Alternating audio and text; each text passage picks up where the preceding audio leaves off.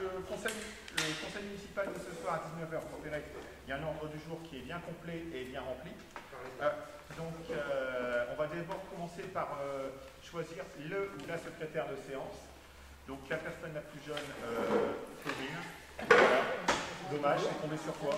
Donc si tu peux prendre des notes pour qu'on puisse compléter ensuite le compte rendu. Voilà. Donc suite au dernier compte rendu, y a-t-il des observations? Il n'y a pas d'observation? Très bien. Donc on va passer le document. Alors on le signe, mais ça n'a... Hop. Hop. Voilà. Voilà. Comme ça on va pouvoir débuter. On va débuter par le premier point. Alors, premier point qui est le point du plan de relance donc, de l'État et de la région. Alors, le plan de relance de l'État et de la région, alors en quelques mots, hein. Donc, nous avons une conversation donc, avec les services de l'État concernant le plan de relance de l'État. Nous précisant effectivement qu'il y avait des dossiers donc, possibles à monter. Alors pour l'instant, le plan de relance, comme vous l'avez tous entendu, c'est un plan de relance global qui couvre donc une enveloppe financière de 100 milliards. Donc quand on dit 100 milliards, tout n'est pas pour nous. Donc effectivement, il va falloir travailler pour monter des dossiers parce que les services de l'État, pour qu'on puisse avoir des dossiers validés, déjà il faut voir si les dossiers que nous portons au niveau de Mondrepuis puissent être financés par les services de l'État, que parallèlement nous puissions pouvoir monter ces dossiers. Alors quand on dit monter des dossiers, c'est il faut effectivement faire venir des entreprises et puis aussi faire venir des entreprises pour faire des devis et qu'on puisse ensuite chiffrer le coût global de tel ou tel projet. Donc alors le plan de relance de l'État, on n'a pas plus d'informations. À l'heure d'aujourd'hui, là, on doit avoir une rencontre. Donc en principe, je dois rencontrer Madame la sous-préfète pour lui exposer les différents projets qu'on souhaiterait faire financer dans le cadre, je dirais, des projets qu'on a à Mondrepuis et voir s'il cadre avec les projets qu'on a sur Mondrepuis et le plan de relance au niveau de l'État, voir si ça pourrait être financé. Alors après, le taux de participation de l'État, alors d'aujourd'hui, on ne le sait pas. On ne sait pas s'ils interviennent à 30%, à 40%, à 50% ou à 80%. Donc ça va être les semaines qui vont venir, qui vont nous le dire. Ensuite, pour le plan de relance de la région.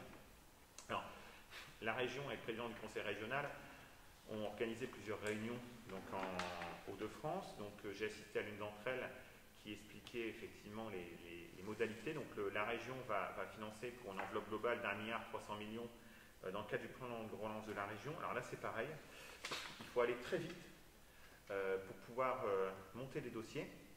Alors pour monter des dossiers c'est pareil, il faut avoir des devis, ensuite il y a tout un système suivant les montants à faire des appels d'offres. Enfin, c'est quelque chose qui demande énormément de temps et surtout le problème c'est que c'est un temps qui est restreint parce qu'il faut aller très vite pour les déposer. Donc là c'est pareil, il y aura des financements sur différents investissements.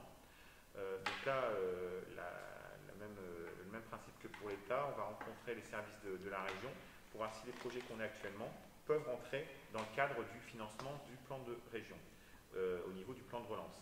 L'idée c'est toujours la même chose, c'est qu'on puisse essayer de faire une complémentarité avec les financements de l'État, les financements de la région, pour qu'on arrive au maximum autorisé par la loi, c'est-à-dire à 80% de tout investissement qu'on fera pour Mondrepuis. Voilà, ce qui est autorisé par la loi, c'est 80% et pas plus. On va prendre une délibération pour autoriser donc, le maire de pouvoir déposer les différentes demandes de subventions auprès des services, notamment de la région et de l'État dans le cadre des différents plans de relance. Qui est pour? Qui est contre? Qui s'abstient? Qui est pour? Je vous remercie. Création du pôle service, choix des entreprises, rétroplanning prévisionnel. Alors, simplement un petit mot avant de démarrer sur les différents dossiers.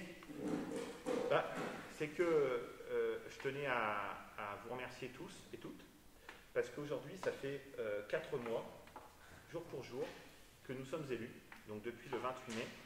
4 mois qui ont été, je pense, très intenses,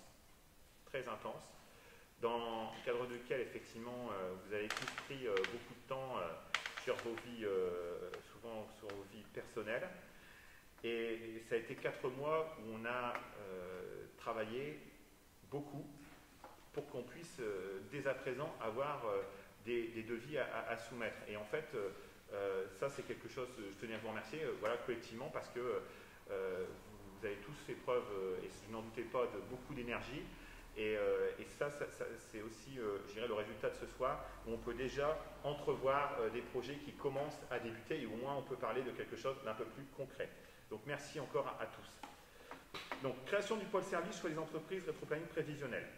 Donc la création du pôle service, qu'on a déjà expliqué, c'est qu'effectivement notre objectif c'est de ramener les services postaux, donc au niveau des services administratifs actuels, de pouvoir faire un pôle service.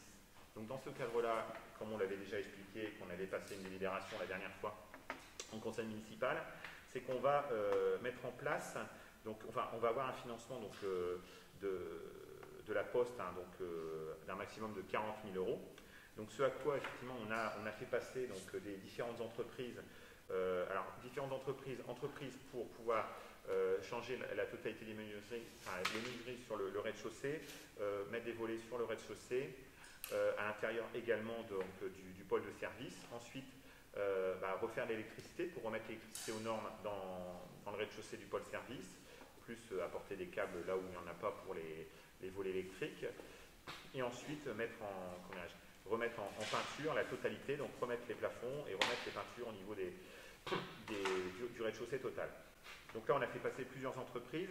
Donc là, au niveau du choix des entreprises, on peut peut-être indiquer les entreprises qu'on a retenues. Alors on avait une délibération hein, qui nous avait l'autorisation de pouvoir lancer les devis, mais je préfère qu'on puisse reprendre les entreprises qui ont été arrêtées. Peut-être Guillaume. Oui, alors pour les menuiseries, en fait, on vous propose de retenir l'entreprise Toussaint, qui est la mieux disante en termes de prix.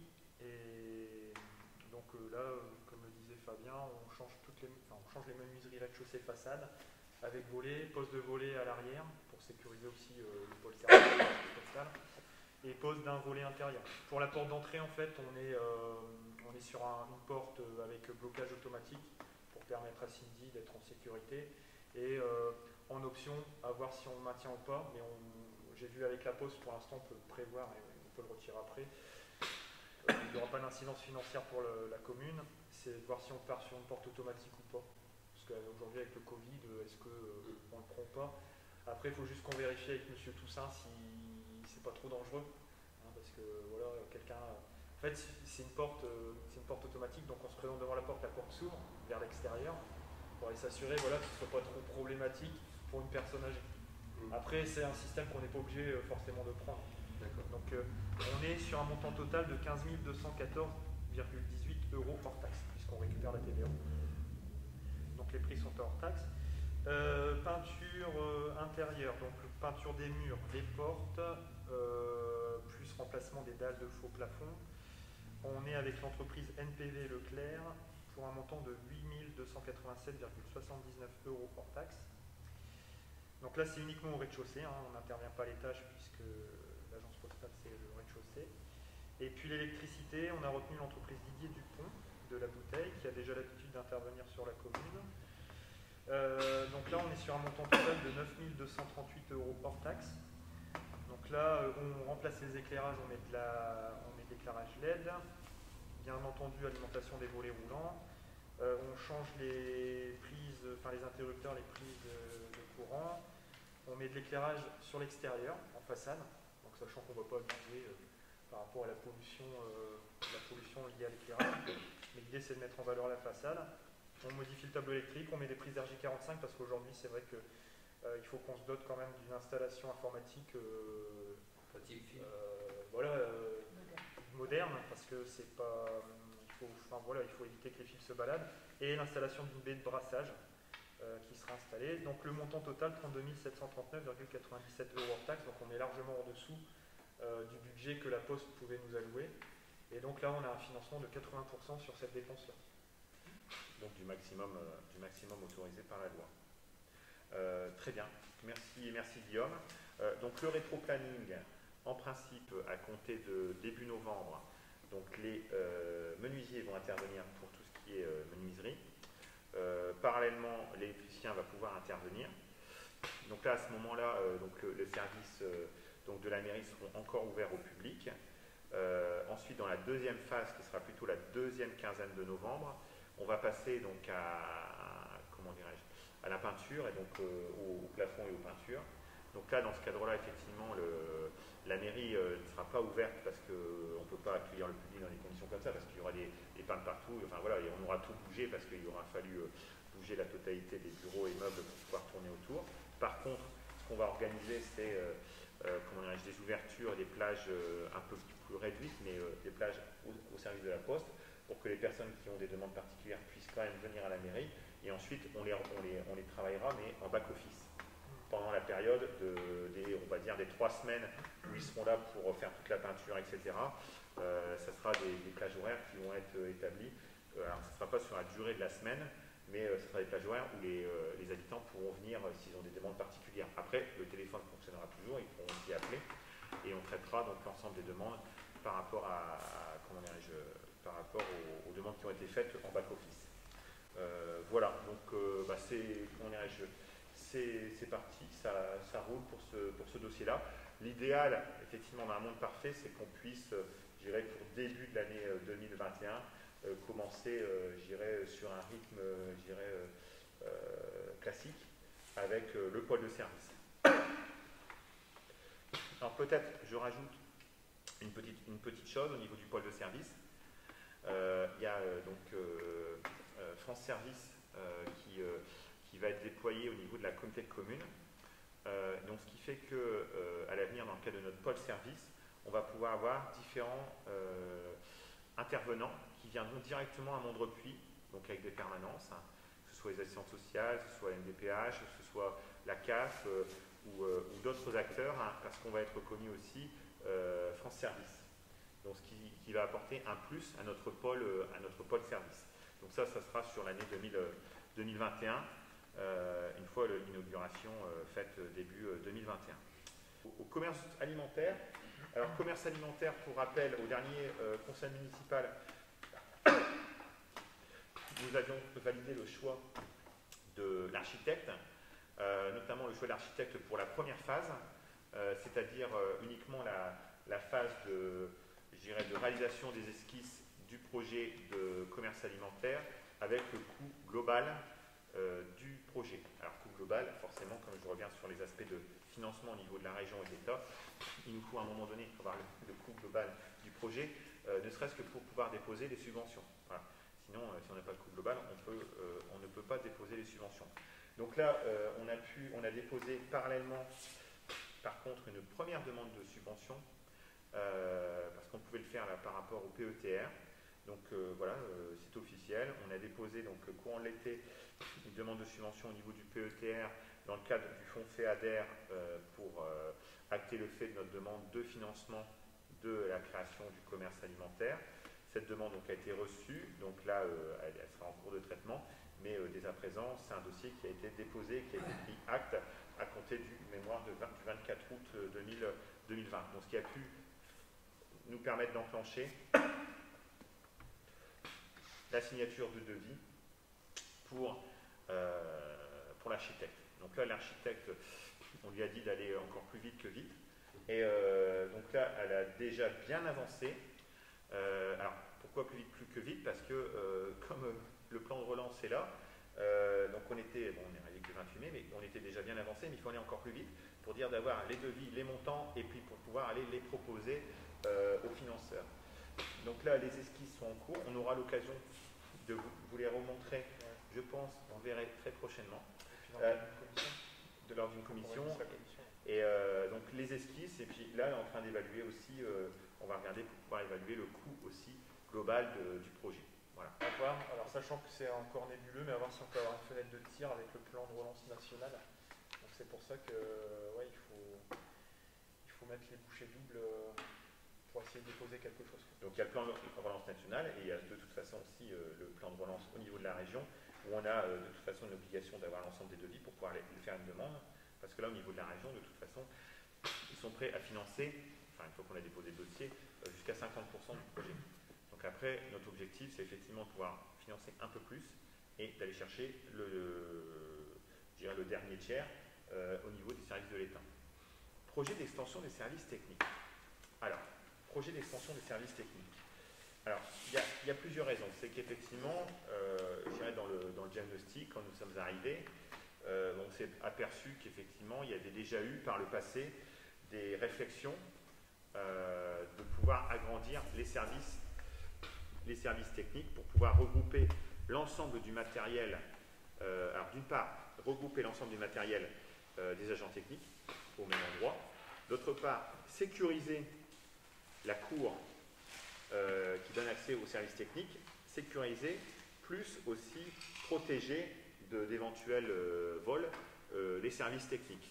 Et aussi essayer de faire une séparation un peu plus étanche entre l'école et les services techniques. Qui plus est, dans notre projet d'agrandissement de la boulangerie, on a notamment ce qui prend le plus de place, c'est la mini-pelle, où effectivement il faudra ensuite trouver aussi un endroit pour pouvoir la ranger. Cela étant dit, donc Frédéric a regardé et est en train de voir en termes de devis combien cela coûterait, parce qu'on est toujours dans le même objectif, c'est effectivement de faire financer la quasi-totalité aux financeurs autres que la commune de Mondrepuis. Mais pour cela, il faut avoir des devis, il faut chiffrer, et c'est quelque chose qui est assez compliqué. Donc l'idée, c'est qu'effectivement, il faut qu'on puisse avoir un montant de prix, toujours la même chose, pour qu'on puisse derrière, on puisse faire une demande et qu'on puisse avoir une acceptation ou pas, voilà, du dossier. Et ça, c'est quelque chose qu'on souhaiterait aussi mettre dans le financement du plan de relance de l'État. Donc là, peut-être on peut passer une délibération comme quoi le Conseil nous autorise à déposer des dossiers de demande de subvention pour le dépôt du projet d'extension des services techniques. Qui est pour? Je vous remercie. Projet de création d'un city-stade. Alors, projet de création d'un city-stade. Alors, Frédéric, il a rencontré donc au moins 3 fournisseurs, c'est ça, hein, au moins 3 fournisseurs de city-stade. Donc, on a eu une commission qui s'était réunie, notamment, on avait travaillé donc, avec les différents adjoints et puis conseillers délégués pour voir un petit peu les propositions que Frédéric avait récupérées en termes de propositions de devis. Donc, c'est la société SATD, hein, qui est a priori donc la plus intéressante, hein, que ce soit en termes de tarifs, mais aussi en termes de, en termes de qualité technique par rapport aux produits. Alors l'idée au niveau du city-stade, c'est qu'il y aura aussi un travail, mais là peut-être que je vais te laisser la parole, un travail aussi de réagréage au niveau du sol, parce que l'idée c'est qu'effectivement, on peut pas, on pourrait mettre le city-stade comme ça, mais c'est vrai que le sol est un petit peu, sur le plateau scolaire, bouger un petit peu, donc il faut que l'endroit du city-stade puisse être rebitumé pour avoir une surface qui soit impeccable. Donc là, le devis qui a été dans les 3, qui est le plus intéressant, donc tout compris, ça fait un montant donc hors taxe, hein, je le donne hors taxe parce que la TVA est récupérée, de 64 404 €. Voilà, donc on va dire... c'est un prévisionnel, hein. C'est un prévisionnel, bien entendu. Hein. Donc voilà, et sachant que par rapport à ce projet-là, l'idée c'est pareil, c'est qu'on puisse passer une délibération, non pas pour le faire construire dès demain, mais qu'on puisse, avec cette délibération-là, avec l'ensemble du travail qui a été mené par Frédéric et les devis qu'on a, pouvoir faire un dépôt de demande auprès du conseil régional et puis auprès des services de l'État. Sachant que, comme je l'avais précisé la dernière fois, le conseil régional finance ce type de projet, justement des communes comme Mondrepuis qui ne disposent pas d'équipements sportifs. Donc, pour pouvoir débuter, ne serait-ce que la demande de subvention, effectivement, il faut qu'on puisse avoir fait toutes ces démarches auprès des financeurs. Voilà. Sur le devis, ouais. Il y a une clause de clôture, c'est pas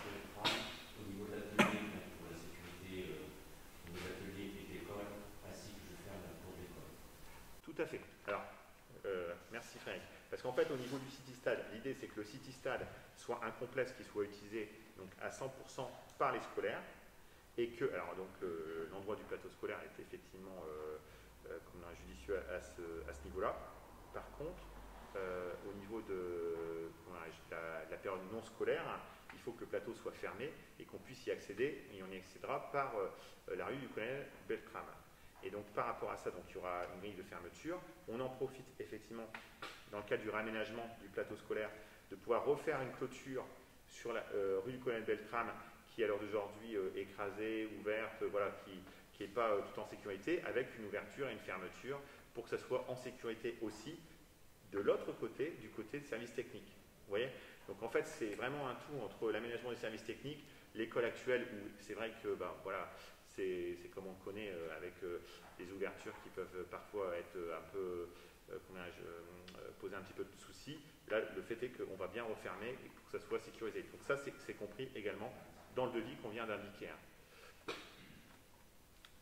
Voilà, donc qui est pour? Je vous remercie. Alors on l'a dissocié, mais c'est un projet qui est à côté. C'est le projet de création d'une aire de jeu. Parce que l'idée, effectivement, c'est de pouvoir avoir le city-stade, on va dire, pour les moyens, pour les plus grands et pour les adultes.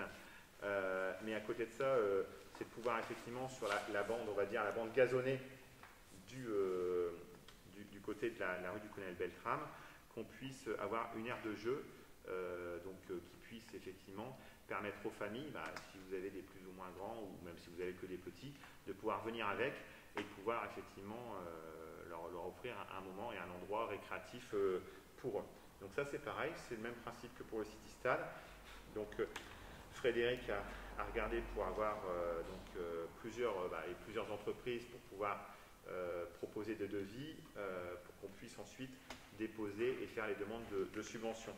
Donc à ce titre-là, donc on a notamment sur les trois prestataires qu'on a rencontrés, il y a notamment donc un prestataire donc, qui serait le plus intéressant, c'est le SATD. Donc pour un projet d'aire de jeu, alors là il y en aurait en prévisionnel 11 650 € hors taxe. Donc là, peut-être détailler un petit peu ce qu'il y a dedans, Frédéric. Donc il y aurait 3 jeux à ressort, il y aurait une table de ping-pong, un baby foot, 2 tables de pique-nique. Voilà, parce que l'idée c'est ça, c'est que les familles puissent, quand ils vont se balader, puissent s'arrêter sur l'aire de jeu, le cas échéant, faire un pique-nique ou boire un coup, regarder effectivement leurs enfants qui sont sur le City Stade ou être sur l'aire de jeu. Donc c'est pour ça qu'on a voulu aussi une aire de jeu, en plus des jeux à ressort pour les plus petits, avoir des jeux je dirais plus familiaux, comme la table de ping-pong ou le baby-foot. Voilà. Donc, et plus les tables de pique-nique. Voilà, donc là c'est exactement le même principe, une délibération pour qu'on puisse faire les demandes de subvention. Qui est pour? Je vous remercie. Point filature de Mondrepuis. Alors, la filature de Mondrepuis. Alors, depuis notre arrivée, donc j'ai envoyé un courrier donc en recommandé auprès du mandataire, parce que pour rappel, la filature à l'heure d'aujourd'hui appartient, si on peut dire, au mandataire Randou et qui doit s'occuper de la filature. Donc je lui ai envoyé un recommandé pour lui effectivement le rappeler effectivement à ses obligations, notamment ses obligations de sécurité du site. Et donc là, justement la semaine dernière, donc j'ai rencontré donc la communauté de communes, parce que c'est la communauté de communes qui a la compétence de développement économique pour ce qui est de la filature, pour qu'on puisse mettre en place donc un arrêté de péril auprès de la filature, parce qu'effectivement, à l'heure d'aujourd'hui, on s'aperçoit qu'il y a beaucoup de carreaux qui sont cassés, qu'il y a effectivement des personnes qui peuvent rentrer dans la filature, qu'il y a un mur qui donne des signes de faiblesse. Donc à ce titre-là, la communauté de communes va rédiger un arrêté de péril qui sera envoyé au mandataire pour voilà. Alors l'idée effectivement, outre le fait de lui rappeler, lui signifier ses obligations, c'est aussi qu'il puisse le mandataire se souvenir qu'il y a une filature à Mondrepuis et que effectivement il va falloir qu'il peut-être s'en occupe un petit peu plus que ce qui a été fait ces dernières années. Voilà un petit peu pour le point sur la filature et sur effectivement les démarches que nous sommes en train d'entreprendre à ce sujet. Projet de circuit de chemin de randonnée et valorisation du village. Alors, je sais pas, je vais peut-être te laisser la parole, Guillaume. Oui. Ouais. On a rencontré, alors moi, une structure que je ne connaissais pas, qui est fort intéressante, c'est l'association des chemins ruraux Nord-Pas-de-Calais-Picardie. Donc parce que on a le projet de valoriser ces chemins, que ce soit d'un point de vue paysager, d'un point de vue conservation du patrimoine faune-flore, mais aussi dans le cadre d'un développement touristique autour du village. Et lors de nos rencontres avec les 2 conseillers régionaux locaux, ceux-ci nous ont mis en relation justement avec cette structure, cette association, qui se propose de manière gracieuse, puisqu'ils sont financés par la région. Il y a juste une demande d'adhésion à l'association, mais qui est tout à fait correcte, de faire un diagnostic complet de nos chemins communaux, les sentiers de randonnée, donc de cartographier ces éléments-là, de repérer les problématiques, c'est-à-dire sur les cartes, en fait, il existe un chemin, mais j'ai un obstacle, j'ai une haie, le chemin en fait n'est plus praticable. En fait, c'est vraiment un diagnostic complet qui va nous permettre d'identifier les problèmes et aussi le potentiel en matière d'aménagement et de création de boucles. Donc en fait, c'est un travail que nous aurions pu faire mais qui aurait pris pas mal de temps. Là, l'association va le faire en quelques jours et normalement, il devrait pouvoir démarrer ça à la fin de l'année parce qu'il y a une liste d'attente. Il y a d'autres communes qui ont sollicité l'association, mais nous, on est bien positionné dans le diagnostic qui est à réaliser.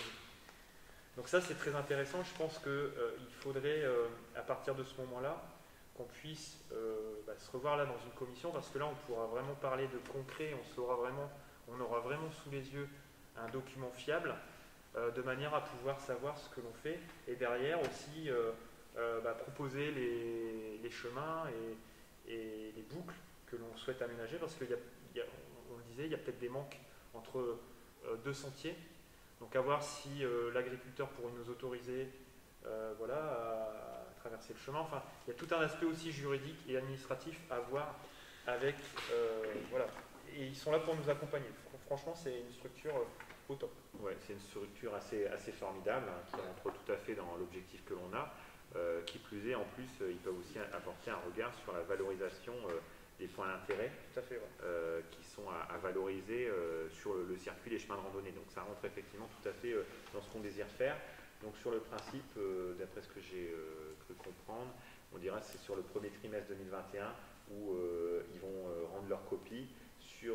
C'est à partir de ce document-là qu'on va pouvoir commencer à travailler concrètement sur notre projet de revalorisation de la totalité des chemins de randonnée de Mondrepuis. Au préalable, ils nous ont demandé de faire tout un recueil de documents, d'actes administratifs que Xavier a fait. Donc on a les plans cadastraux format papier, donc ils sont prêts à démarrer.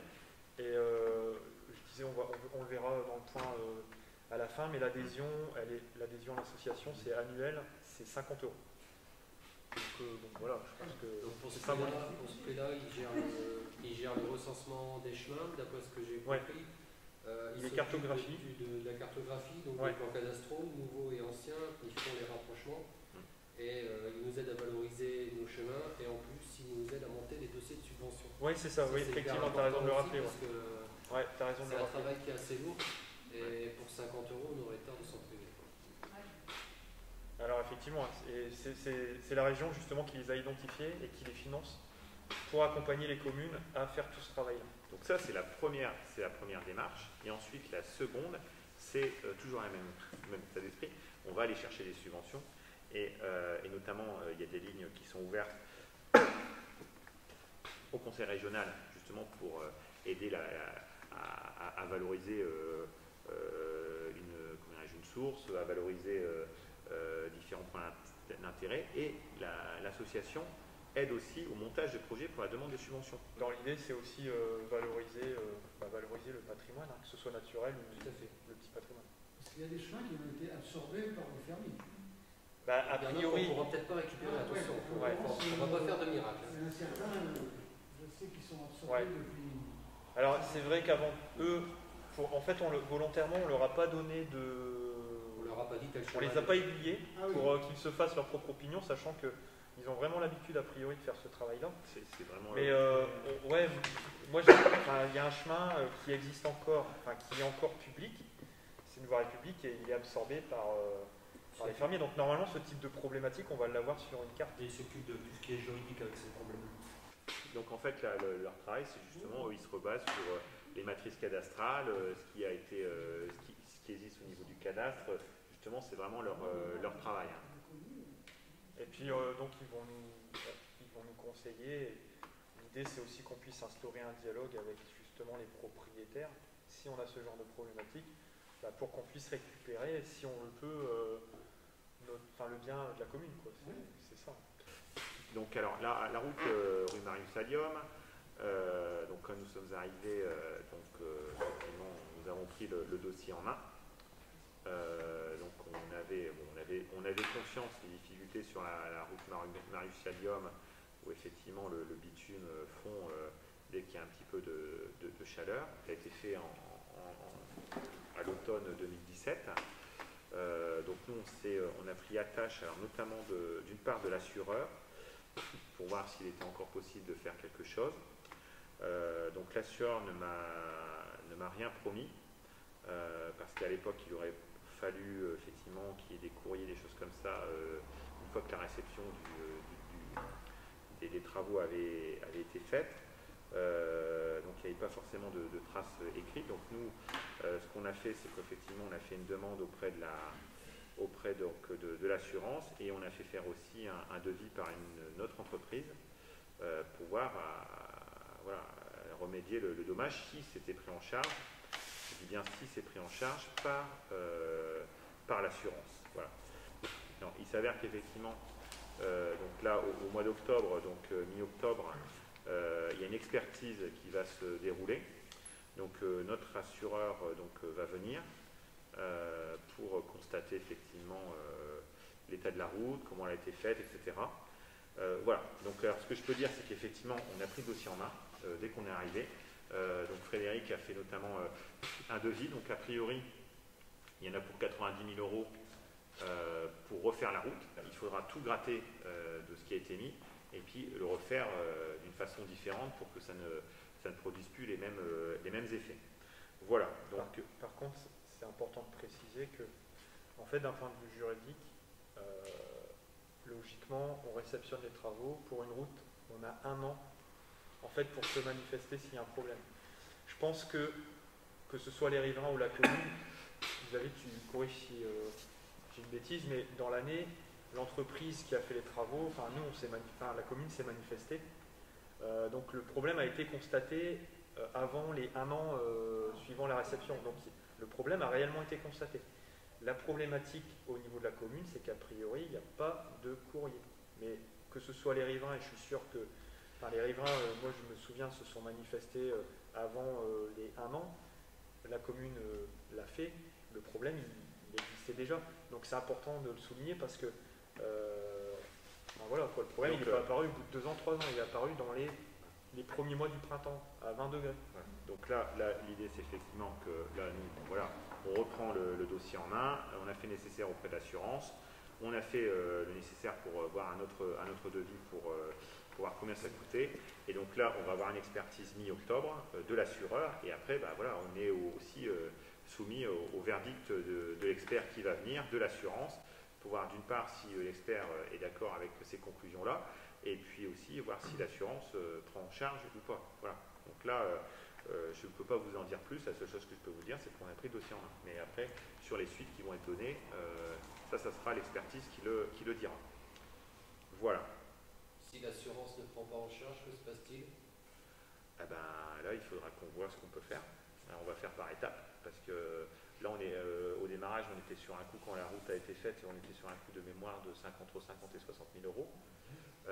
Et là, si on regarde le devis, on est sur un coût de 90 000 euros, quoi. Donc c'est quand même dommage pour quelque chose qui a déjà été fait. Ah oui, non, mais Non, mais ouais, je sais, mais voilà. On verra par la suite ce qui va être fait. Mais là, par contre, là, c'est pas une paille. Hein, parce que c'est embêtant, c'est que si c'est pas pris en charge, on a déjà paumé 60 000 balles et puis il va falloir remettre 90 000 au pot pour avoir quelque chose. Le bâtiment de l'école, donc il y a eu un état des lieux qui a été réalisé pour donc voir un petit peu les différents points qui mériteraient d'être travaillés. Alors, je dis simplement qu'effectivement, les points qui ont été apparus, enfin qui sont soulignés au niveau de l'école, l'idée c'est qu'effectivement, on ne va pas pouvoir tout faire en 2 mois de temps. Hein. Voilà, il y a des choses qui sont possibles dans la vie, il y a des choses qui c'est moins possible. Surtout voilà, avec les différents éléments qu'on a relevés. Par contre, l'idée c'est qu'effectivement, qu'on puisse avoir une programmation pour essayer d'améliorer et de remédier aux différents problèmes au fur et à mesure sur un rétro-planning. C'est pas grand-chose, hein, mais c'est fait. C'est un portillon qui est sollicité, je sais pas, 70 fois par jour. Et le fait qu'il soit dysfonctionnant, je sais pas si on peut le dire, pose un réel problème. Donc ça a été fait. Donc alors, ce qu'il faut savoir, c'est que la visite a eu lieu le 22 juin, donc avec Francesco et Madame Lecomte. Donc ça a été fait. La boîte aux lettres qui avait été maintes fois remise en peinture pour cacher la misère a été changée également. Là, c'est des travaux de peinture qui sont à prévoir sur l'ensemble des grilles qui entourent l'école. Ensuite, on a un mur qui s'effrite, donc c'est le mur du voisin. Le souci avec ce mur, c'est que les gamins, quand ils vont dans la cour de récréation, la première chose qu'ils ont envie de faire, c'est de s'amuser à gratter la brique. Donc là, il faut qu'on prenne contact avec le voisin. Je ne sais pas si ça s'est fait. Non, ça n'a pas été fait. Non, il était absent, j'ai essayé 2-3 fois. Histoire qu'il fasse quelque chose, ou que alors nous, de notre côté, qu'on puisse au moins reboucher, histoire que les enfants ne s'amusent plus à gratter le mur. Ah, la fameuse flaque d'eau. La flaque d'eau, je l'ai reprise en photo aujourd'hui. J'avais une réunion avec Madame Allard aujourd'hui, donc j'ai reprise en photo aujourd'hui la flaque d'eau. Là, dans l'état qu'elle est. Question, elle se situe au niveau du Citystad. Elle a absorbé dans le Citystad? Pas vraiment. Ah. Là, la photo est magnifique parce que l'arbre se... Pas de bol. Elle est juste à côté. Voilà. Donc alors ça, comme je viens de le dire, c'est la fameuse flaque d'eau. Alors le souci, c'est que, bon, c'est une flaque d'eau. Le souci, c'est pas tellement qu'il y ait de la flotte. Le souci, c'est l'hiver. Quand ça vient à geler, les enfants en récréation, ça présente un réel danger. Le souci qu'il y a au plateau scolaire de Mondrepuis, c'est que les jeunes y viennent, alors qu'apparemment il est fermé, il est verrouillé, mais malgré tout ils viennent pour jouer au football, jouer à ce que vous voulez. Récemment, on a eu la destruction des midi-rondelles. Alors ça, je tenais à le poser aussi aujourd'hui. C'est inadmissible. Les midi-rondelles, ce qu'il faut savoir, c'est qu'on n'a plus le droit de les détruire. Il y en avait 3, ils ont été détruits en un quart d'heure, 20 minutes. Là, cet été. Donc ça, c'est le grillage qui est écrasé au fond du terrain. Donc si on pouvait y mettre quelque chose... Ça a été fait. C'est super. Donc voilà. Ensuite, ce qu'il faudrait qu'on fasse aussi, c'est une campagne d'affichage pour interdire l'accès au plateau scolaire, parce que j'ai appris que l'accès du plateau scolaire était interdit finalement, hors temps scolaire. Donc comme tout est verrouillé, il est hors de question de passer par au-dessus du grillage et puis en passant de détériorer. Et à Xavier, effectivement, c'est interdit. Si je peux me permettre, au départ, il y avait des agrès qui étaient donc enfermés et ça permettait aux jeunes d'aller jouer. On leur donnait une clé contre une attestation d'assurance. Puis après, bon, les agrès n'existaient plus. Donc, Ah, j'ai connu ça. J'ai connu, ouais. Ouais. Le système était bien, mais d'où l'importance finalement d'avoir le Citystad prochainement, parce que sinon, en fait, les gamins du village n'ont pas à faire ça, mais ils n'ont rien pour jouer, quoi. Donc après, quelques remarques au niveau des peintures, notamment sur les volets, sur les cache-manots. Donc là, on ne voit pas de nid, hein, il n'y en a pas. Là, ils étaient encore présents, mais je n'ai pas pris les photos du nid. Ah, donc là, c'est la réflexion de peinture, surtout. Hein. Alors la poubelle, on a constaté, ça fait plusieurs années qu'on le constate, en tant que représentant de parents d'élèves, qu'elle est sous-dimensionnée par rapport au nombre d'enfants qui fréquentent l'école. Donc une poubelle en demi-lune comme ça, ce qu'il faut savoir, c'est qu'on prend 10 bouteilles comme ça, forcément on ne les compresse pas, dès qu'elles sont vides, on les met dedans, la poubelle est pleine. Donc Donc ce qu'on souhaiterait, c'est soit l'agrandir ou soit en avoir une deuxième, donc par exemple la mettre à l'opposé. Alors je sais, d'après les dires de Frédéric, que quand il y aura un city stade, il y aura aussi des poubelles. Voilà. Ok. Mais bon, alors après on avait vu un peu le chiffrage au niveau des tarifs. C'est vrai qu'une poubelle c'est hors de prix. Une poubelle qui ferme complètement le sac. Hein. Je parle d'une poubelle comme ça parce que si on met juste un cerceau avec le sac apparent, ça va être craqué. Une poubelle comme ça, François, c'est combien? 150 €, 200 €. Voilà. On parle en taxe, bien évidemment. 150 € pour une poubelle comme ça. Donc là, il n'y en a qu'une seule dans la cour. Ça serait pas mal au moins de doubler les possibilités. Donc ici, on arrive sur la porte d'entrée au niveau du préau, du hall. Donc récemment, la porte, elle a été réglée parce qu'elle avait le même souci que le portillon. C'est une porte qu'on ouvre 80-90 fois par jour et forcément, on a toujours du mal à l'ouvrir. Un petit réglage, elle suffit, elle s'ouvre parfaitement bien. Le souci, c'est que cet été, la porte, on a voulu la coincer parce qu'il faisait chaud. On l'a coincée avec une équerre qui se trouvait derrière, l'équerre porte-cerceau. Le souci, c'est que la porte coincée à l'équerre porte-cerceau, un jour, il y a quelqu'un qui a tiré sur la porte. Le porte-cerceau, il est parti avec et il a arraché le mur complètement. C'était de la cheville molly, il a tout arraché au passage, il faut constater les dégâts. Il y en a pour un petit billet à refaire. Donc ce qu'on a préconisé, c'est de mettre un cale-porte au niveau des pieds. Donc avec son pied, on appuie sur le ressort, ça coince le caoutchouc au sol, hein, c'est tout bête. On appuie dessus, ça l'enlève. Hein. C'est comme les freins des caddies ou des poubelles, les grosses poubelles anglaises. Donc ce qu'il faut savoir, c'est qu'en parallèle à cette visite, les devis ont été faits. Pas mal de devis ont été faits par Francesco. Pris un peu par le temps, on avait décidé un peu de reporter une partie des travaux. Donc là, ça commence, c'est super bien. Donc il va y avoir une partie qu'il faudra peut-être attaquer aussi au niveau des peintures, je pense. C'est au niveau des vacances de tout ça. Et puis voilà. Donc là, on a déjà entamé en changeant la serrure, en changeant la boîte aux lettres. Là, c'est parti, ouais. Voilà, c'est en route, ça y est. Déjà qui ont commencé à améliorer. Plus onéreux. C'est les boutons poussoirs des sanitaires. Donc on est toujours dans l'école maternelle, d'accord, au niveau des sanitaires dans le hall. Les boutons poussoirs, on arrive quasiment en fin de vie, hein, ça a été constaté. On voit que l'eau a du mal à passer, qu'il y a de la... Il faut les changer. Donc là, il y en a pour un bon petit billet.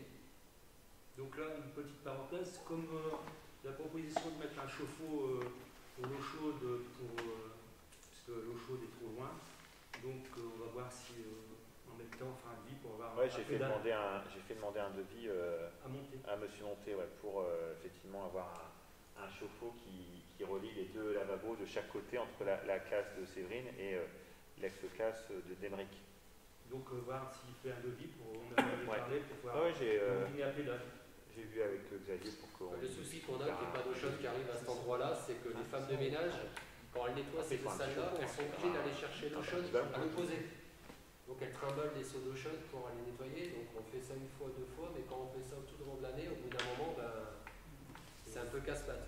Donc on a demandé à Monsieur Monté un devis pour mettre un tout petit chauffe-eau, pour mettre en dessous du lavabo, qui en plus les deux lavabos sont l'un derrière l'autre, qui alimenteraient les deux lavabos, ce qui ferait gagner un peu de temps et puis surtout un peu de... Alors savoir que des robinets comme ce type, ça vaut dans les 40 ou 60 €. Un pédale, j'ai vu à peu près, ça fait 150 €. Ouais, on avait évoqué l'idée d'un robinet à pédale, parce qu'on est en période Covid. On s'est dit, pour les changer, autant mettre des robinets à pédale, histoire d'être... bon. Après, il y a toujours un coût, un surcoût, qui sera forcément étudié à un moment ou à un autre. Mais donc, Francesco avait fait également un devis pour les robinets à pédale. Donc, les infiltrations d'eau. Alors, là, c'est une ancienne infiltration d'eau qu'il y avait dans la classe de Madame Lecomte, donc les tout petits, les petits. Donc, il y avait à l'époque une infiltration d'eau au niveau du toit, forcément, qui a été résorbée, qui a été réparée. On n'en entend plus parler, donc c'est que ça va. Le souci, c'est que le mur et le plafond sont toujours dans le même état. Donc là, si c'est pareil, un petit travail de réflexion au niveau de la peinture, reboucher le trou, parce qu'apparemment à l'époque il y avait un câble qui passait à cet endroit-là, mais le câble a été retiré, bon, c'est tant mieux, mais le trou est toujours là. Donc c'est juste de la réflexion. Alors là, sous un autre angle, on voit que les murs ils sont pas, on voit un peu de moisissure qui apparaît, donc il y a un petit travail de... Sachant que c'est des classes qui accueillent 10, 15, 20, 25 gamins qui ont entre entre 3 et 6-7 ans, pour faire les choses bien. Là, pareil, au niveau des plaintes et au niveau du bas du mur, c'est pareil, c'est des plaintes qui ont un certain âge, qui sont très belles, mais qui mériteraient aussi également un bon petit coup de peinture. Au niveau du radiateur, alors là, on a un spécimen, c'est le radiateur qui se trouve dans les sanitaires, toujours dans l'école maternelle. Donc, il y a des points de rouille qui apparaissent. Donc là, c'est pareil, un petit travail de réflexion, un petit coup de ponçage et un petit coup de peinture éventuellement, à moins que ce ne soit pas possible. Donc là, on demandera aux professionnels aussi ce qu'ils en pensent. Ça, c'est un coup de plâtre qui a été remis lors d'une dernière réflexion, mais on n'avait peut-être pas le temps de mettre la peinture qu'il fallait. Donc il faudrait juste remettre aussi un petit coup de peinture. On est à la limite entre la classe de Madame Allard, ici, et la classe de Monsieur Dossi, ici. Donc c'est des portes communicantes au niveau des menuiseries, des fenêtres. Donc on a un gros souci qui est là. Alors on ne sait pas ce que c'est. Bon, on suppose qu'il y a des tuyaux qui passent, donc il doit y avoir quelque chose qui ne va pas à cet endroit-là. Donc ça, c'est pas mal. C'est de l'humidité qui a dû être refaite, ou parfaite, ou mal refaite, ou assez mal refaite. Et c'est un problème qui est récurrent tous les ans. Donc apparemment, tous les ans, il est demandé à ce qu'on remédie à ce souci. Et tous les ans, apparemment, on y met du plâtre, et puis un coup de peinture, et puis il va comme je te pousse. Le souci, c'est que là, on est dans la classe à Monsieur Dossi, donc de l'autre côté. Hein. Donc là, on était là, hop, on traverse, on suit la flèche, on va juste là, juste derrière, là, et on a ça.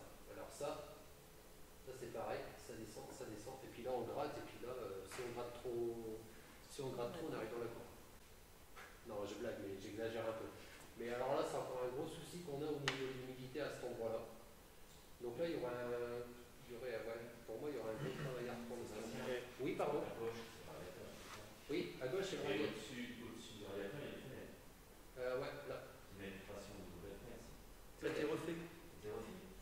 C'est vrai que tous les fenêtres ont été refaites, l'étanchéité des Sébastien, les murs en dessous ont été refaits. les instituteurs se plaignaient en forte période de pluie qu'il y avait des infiltrations par le mur. J'y arrive Et aussi. savoir si on les a constatés là. Les murs Comme il Non, pleut, en ce toujours moment il pas pleut encore. fort. Non, je leur ai demandé, ils ont. Il y a rien. Ils ont rien. Je coupe un peu, Sébastien, c'est que sur ce type de bâtiment, ils ont fait des murs porteurs qui sortent de 2 mètres. Donc, il y a quelques années, il y a eu une rénovation de peinture, ils ont enlevé l'étanchéité sur les murs en haut. Et comme c'est des plaques en béton, il y a des infiltrations qui se font. Donc, ils ont déjà fait un chapeau, c'est Gouin qui l'a fait. Et là, il reste encore 3 à faire, et je vais demander un devis, il devrait le fournir. Et je pense que là, il y a des infiltrations de ce côté-là. Ah d'accord. Parce qu'on retrouve en bas, dans le mouvement port, on ne le retrouve pas forcément au milieu du mur. Ouais. Et les soubassements avaient été faits par l'association Fric Multiservice il y a 1 an. Et ensuite, l'escabeau qui est comme ça, qui est posé comme ça, avec une goupille et sans cadenas en dessous. Donc, si le premier qui tire la goupille, il se prend l'escabeau. Forcément, c'est comme c'est dans le couloir, donc le premier gamin qui va passer, c'est comme tout à l'heure, il va gratter les briques du voisin. Là, la première chose qu'il va faire, c'est retirer la goupille. Donc là, c'est pareil, ça a été fait, un petit coup de perceuse dans la goupille, un petit cadenas, et puis le problème est réglé. Il a été constaté lors de fortes pluies, notamment dans la salle à ex-monsieur Dossi et Madame Allard, une grosse flaque d'eau, mais qui allait quasiment jusqu'au milieu de la salle. Et ça l'a fait là. Là, pour l'instant, ça n'a pas encore fait. Ça dépend. J'ai pas de retour, tu n'as pas de retour non plus.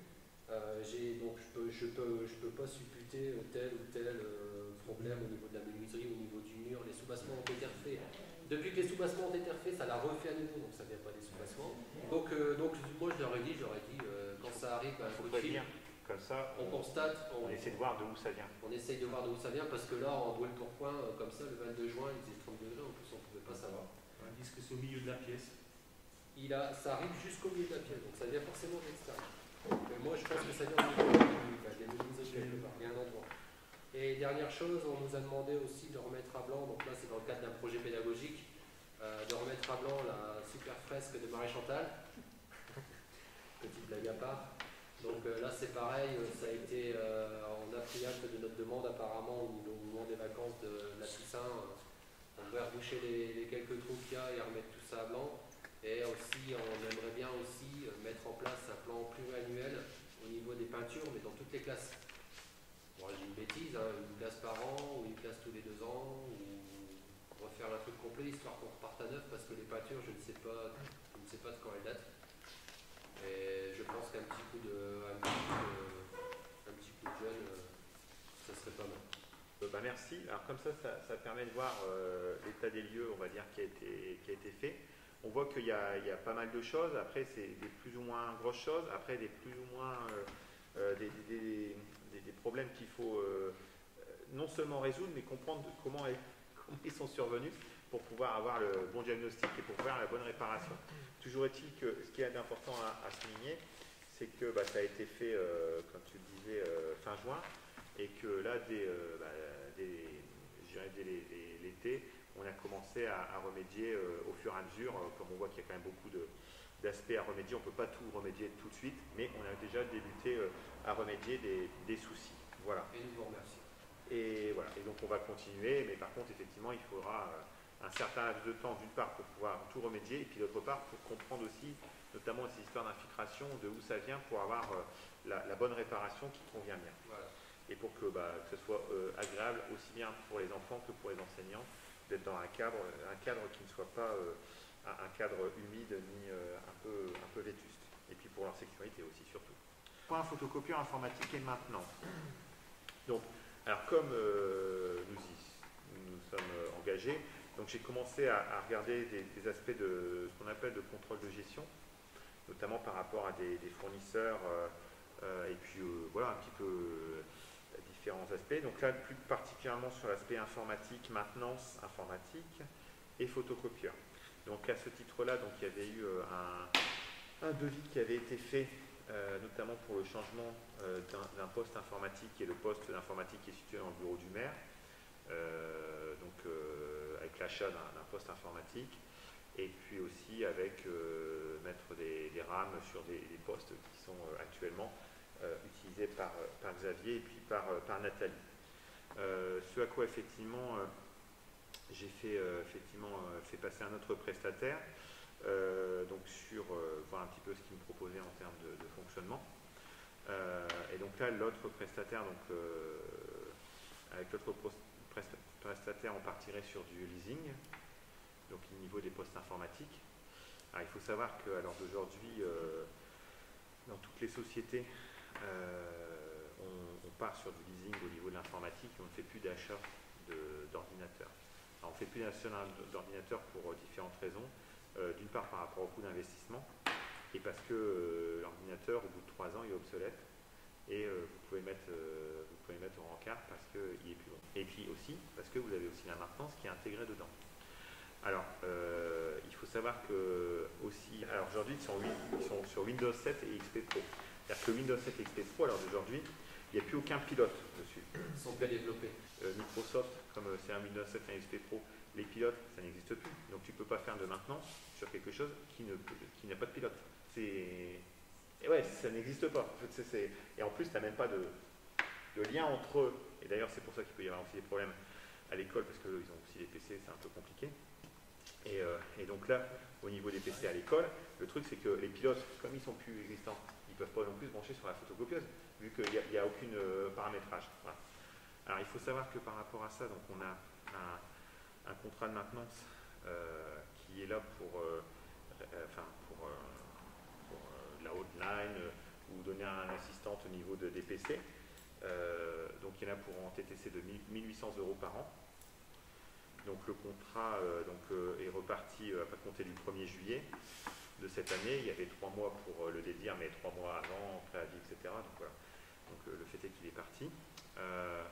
Donc tout ça étant, effectivement, j'ai fait aussi des devis par rapport à Rico, qui était notre prestataire en photocopieur. Et donc le devis est le suivant, c'est-à-dire qu'à l'heure d'aujourd'hui, ce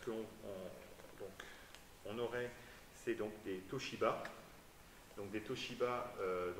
dernière génération.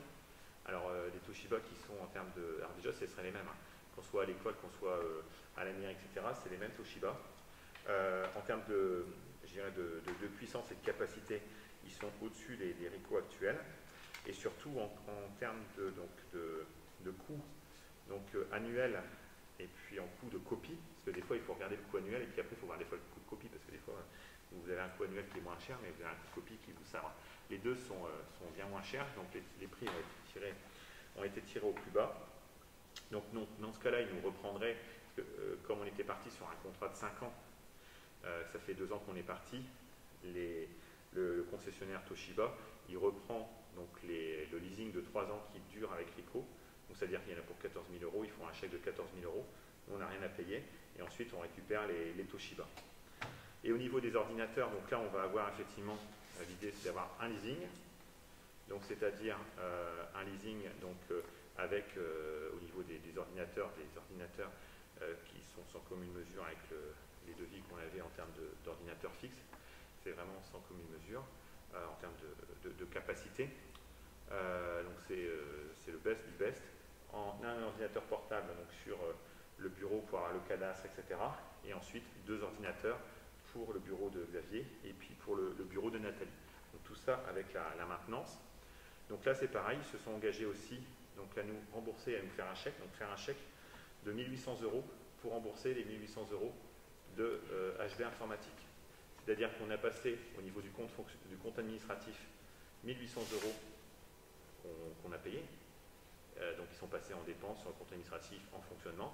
Et donc là, ils vont nous refaire un chèque de 1 800 €. Donc, ce qui fait que ces 1 800 € là, on va les récupérer en recettes cette année ou l'année prochaine, suivant quand il débute le contrat. Et donc, ce qui va nous faire une économie annuelle de 1 300 € en fonctionnement, c'est-à-dire entre les ordinateurs, le coût ordinateur qu'on aurait sur la même période, et le coût photocopieur, on fait 1 300 € d'économie annuelle. Voilà.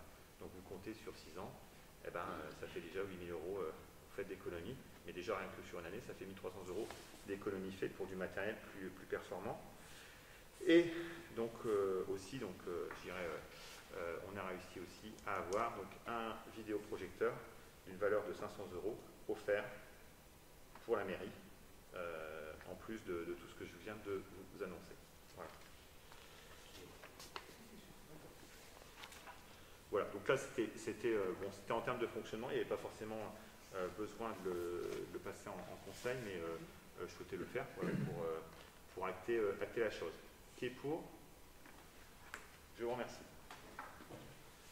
Alors, ensuite, on va passer donc aux travaux de voirie. Travaux de voirie, demande de subvention APV. Alors, travaux de voirie, demande de subvention APV. Alors là, ce qu'il y a, c'est qu'effectivement, on est dans une année un peu compliquée, comme vous l'avez tous remarqué. On est arrivé déjà tardivement, le 28 mai. Ensuite, effectivement, il y avait déjà des dossiers de travaux qui étaient déjà en cours, hein, soit par rapport à des travaux sur des trous, des choses comme ça. Donc, on a donc la possibilité de faire une demande de subvention auprès de l'APV, donc c'est l'APV, c'est au niveau du conseil départemental, pour permettre effectivement que ça puisse passer en commission, de voir s'ils acceptent le financement et la dotation financière pour pouvoir faire ces travaux-là. Et ensuite, ce seront des travaux qui seront engagés en 2021 et qui seront ensuite mis au compte administratif avec les recettes et puis les travaux qui sont dégagés. Donc là, ce qu'il y a, c'est qu'on n'a pas pu faire plus de travaux qu'on pouvait parce que voilà, on est arrivé le 28 mai. Et puis la date au démarrage, c'était le 15 septembre. Là, ils l'ont mise au 30 septembre. Donc il fallait absolument qu'on passe là en délibération pour qu'on puisse, Xavier, puisse ensuite les inscrire dans le cadre d'une demande APV au niveau du conseil départemental. Donc au niveau des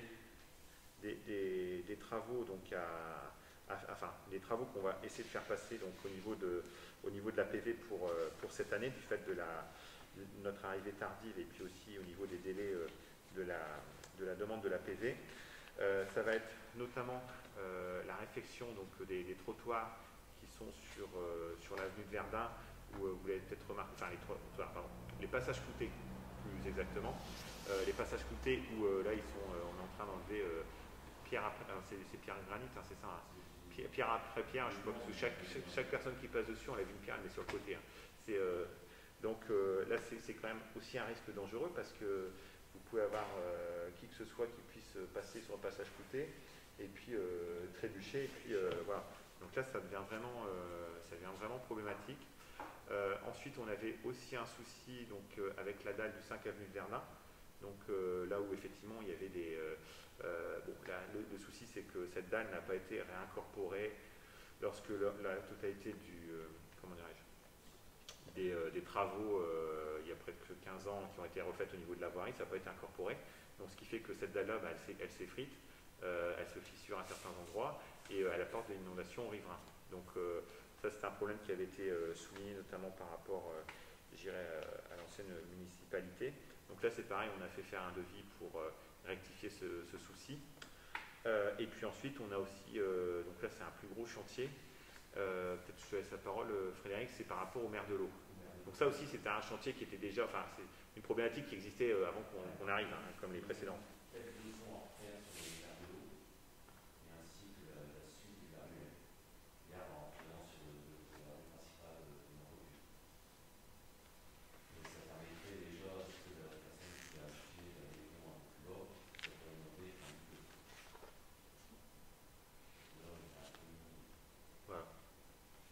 Et donc là, il faut faire la totalité, quoi. Parce que là, la problématique, c'est que là, ça peut s'effondrer. C'est la maison à côté. Ouais. Ouais. Et nous sur le domaine public, c'est effectivement, c'est notre compétence effectivement de résorber ce souci-là.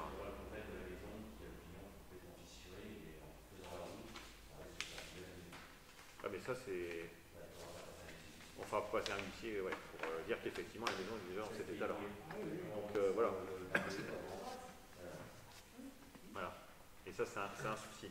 Donc là effectivement par rapport à ces travaux, je vais demander une délibération. Qui est pour? Je vous remercie. Donc comme ça on va faire les demandes. On va déposer au niveau de la PV donc pour, comment dirais-je, pour faire la demande de subvention et ensuite on aura les résultats et ça sera des travaux qui seront engagés mais il faut aller repasser dans le compte administratif donc 2021 hein, si je ne me trompe, c'est ça, avec les recettes afférentes et puis pour des travaux qui seraient faits le cas échéant en 2021. Voilà, sachant qu'on avait jusqu'au 30 septembre pour pouvoir les mettre en demande au niveau du conseil départemental. Je vous remercie. Alors, travaux de la commission attractivité, communication et site internet. Alors là, je voulais simplement rappeler que les commissions qu'on a mises en place, ce ne sont pas des chambres d'enregistrement. C'est-à-dire, qu'est-ce qu'on appelle par chambre d'enregistrement? C'est-à-dire qu'effectivement, on arrive au début de la commission, on dit vous avez travaillé sur ça, et puis à la fin de la commission, on dit c'est bien, et puis au final, on présente quelque chose qui est différent des travaux de la commission. Alors, ce n'est pas du tout la façon dont on va travailler, hein, vous avez bien compris. Donc, le but de la commission, c'est que c'est des vraies commissions.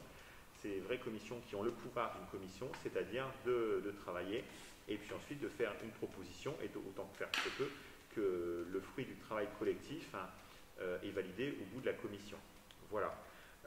Et donc par rapport à cette commission de travaux de la commission attractivité, communication et site internet, j'ai donc le plaisir de... Alors on a pu voir un extrait, hein, les gens qui ont fait attention, je pense avec la vidéo que tu as mis hier Sébastien, ils ont pu voir effectivement le... Tu l'as mis ici à la fin. À la fin, tu l'as mis ici. À la fin. Il est pas mis. Ah ouais, mais à la fin, tu as mis le logo. À la fin, tu as mis le logo. Et certaines personnes l'ont remarqué. Hein, plus attentif. Comme ça, on voyait ceux qui ont regardé jusqu'au bout. Non, je plaisante. Donc voilà. Donc là, donc on a un logo parce qu'en fait, on n'avait pas officiellement, on n'avait pas de logo. À Mondrepuis, peut-être un petit mot, Guillaume, là-dessus, sur le logo, l'objectif Oui, c'était de donner une identité visuelle au village. C'est un peu du marketing, mais je pense que c'est important que la commune, enfin, la collectivité ait son logo. Et non, je pense que c'est vraiment le fruit du travail collectif. Il y a eu plusieurs propositions et on a essayé au mieux de garder la touche que chacun a pu apporter. Et donc on a juste fait redessiner par un graphiste le logo pour que ce soit autre chose que Paint ou voilà, qu'on maîtrisait parfaitement mais qui rendait moins bien. Alors Comment Oui, alors pour arriver à ce résultat, effectivement, il y a eu beaucoup de présentations martyrs, il y a eu beaucoup de phosphorés. Alors après, c'est vrai qu'au niveau des couleurs, on retrouve aussi des couleurs du logo de la communauté de communes des Trois-Rivières. On retrouve les couleurs, et puis ensuite, effectivement, bon, il y a le bleu, où on peut imaginer effectivement la marnoise, il y a le clocher donc, de l'église Saint-Nicolas, qui est effectivement donc, très ressemblant, et puis voilà, une fois qu'on voit le clocher, il est singulier, donc on reconnaît tout de suite Mondrepuis. Voilà, donc après effectivement, voilà le logo du travail collectif. On l'a présenté à la presse vendredi soir lors de la commission, et donc ça a eu un très bon écho, hein, je tiens à le dire. Voilà, donc ça c'est un logo qu'on va pouvoir utiliser le cas échéant sur donc les boîtes mail de la mairie.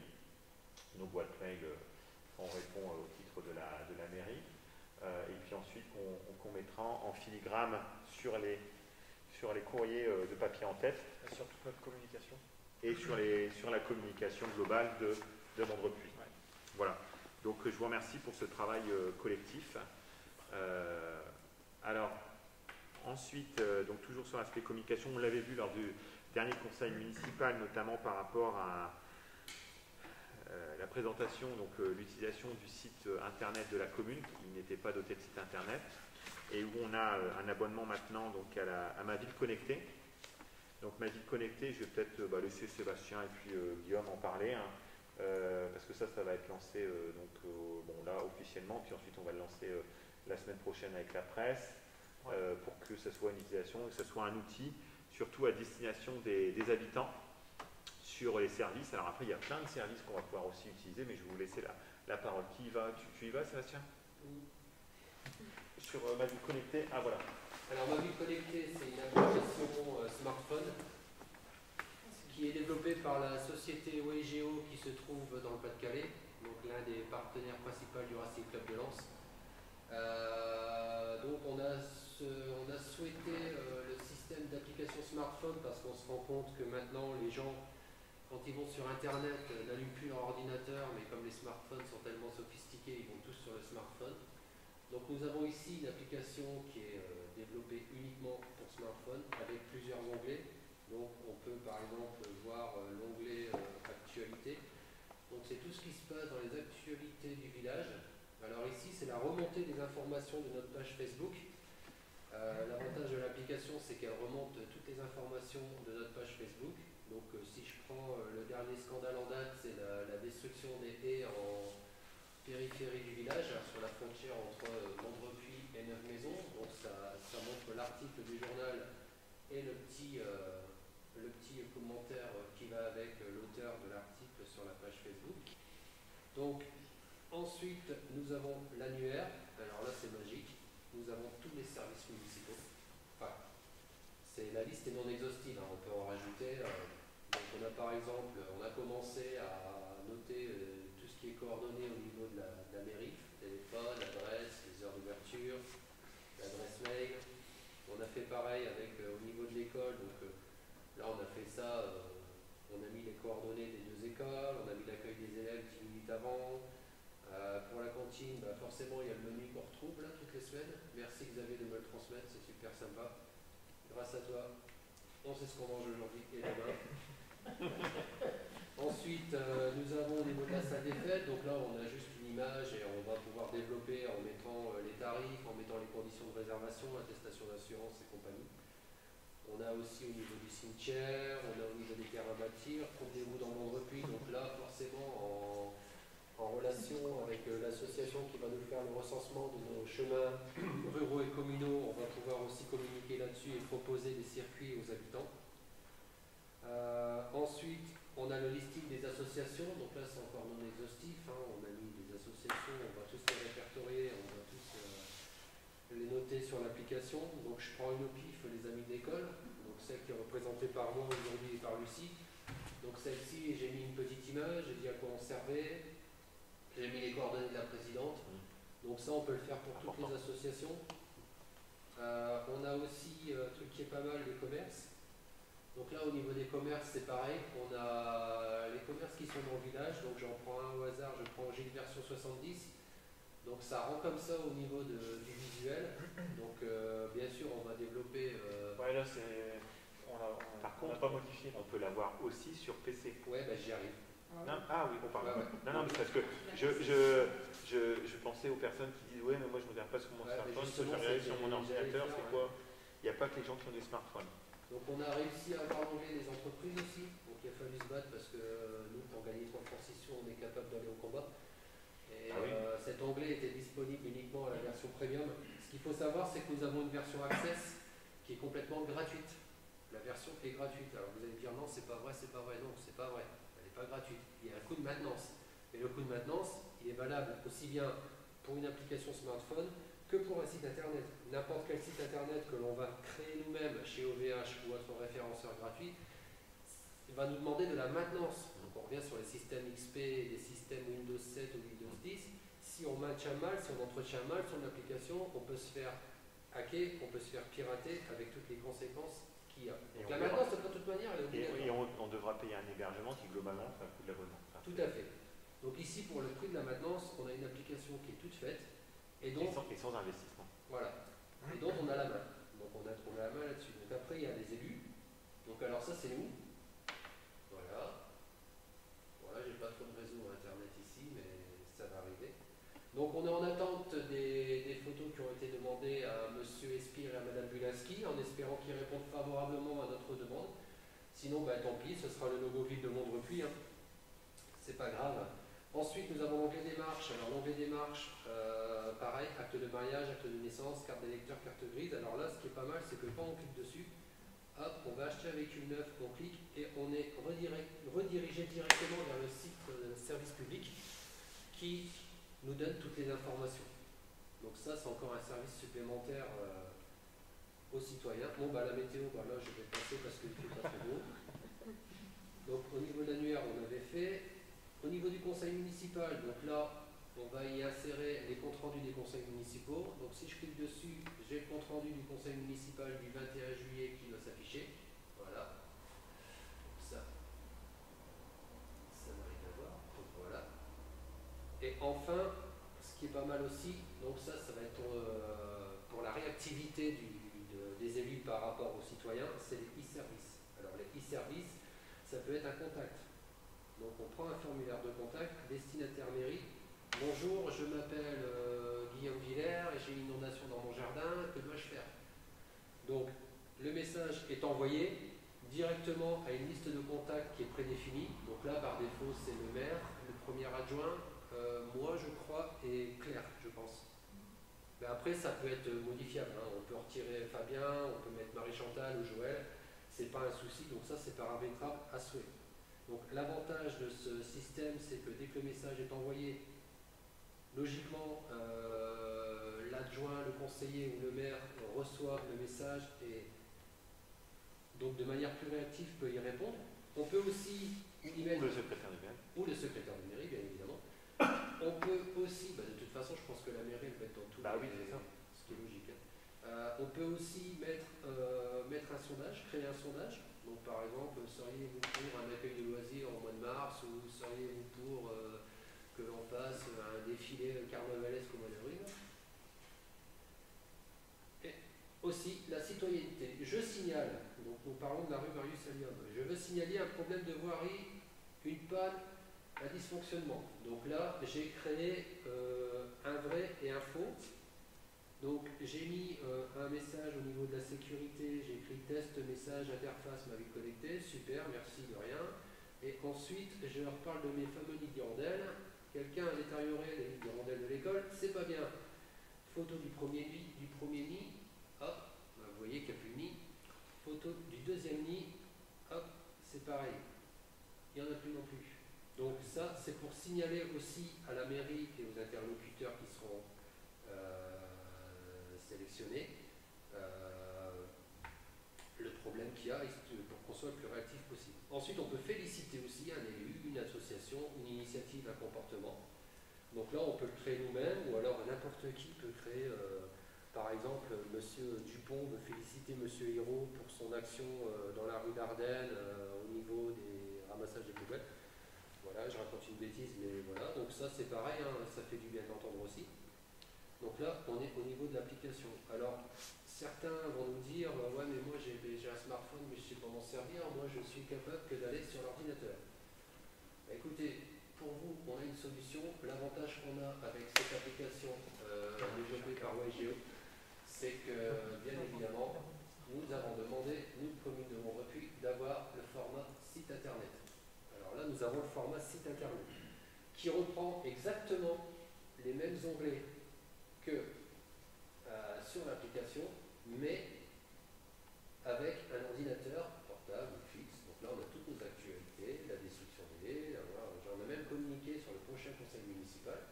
Donc il suffit de cliquer dessus, et voilà, prochain conseil municipal se déroulera à tel heure, nanana, par du masque et compagnie. Donc, nous avons l'agenda, nous avons l'avis, les annuaires, donc les associations, les commerces, les entreprises,